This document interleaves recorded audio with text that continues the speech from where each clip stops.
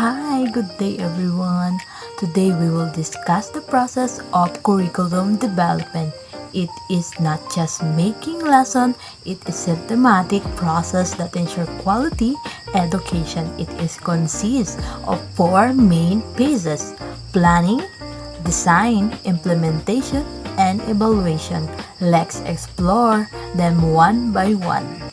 So our first is planning. This is the first stage where you identify the goal, needs, and problems.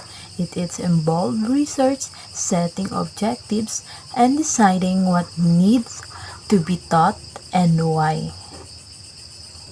Example, conducting a survey to know what students find difficult in their lesson.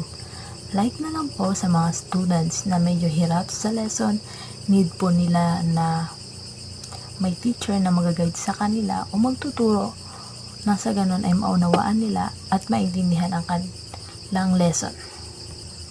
And the next is the design. This is the stage where you structure and organize the curriculum.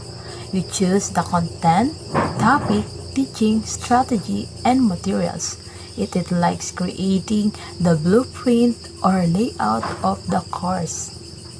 For example, choosing to use PowerPoint, textbook, presentation, or video as learning materials.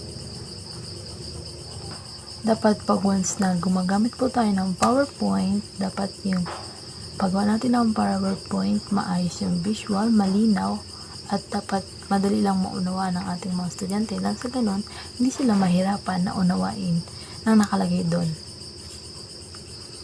And the third one is implementation. This is the action stage. The plan and design curriculum input into a practices.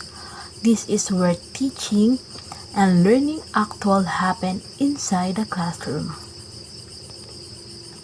Our example is student doing the activity, project, or experiment written in the curriculum.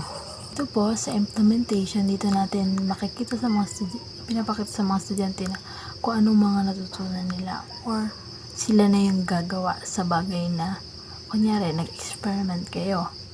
Una, ikaw ang gumagawa, and then nung natapos pa na yung experiment, binigay mo yung guide sa kanila at sila na yung nag-proceed sa experiment na yun. So, yun yung magiging implementation nila.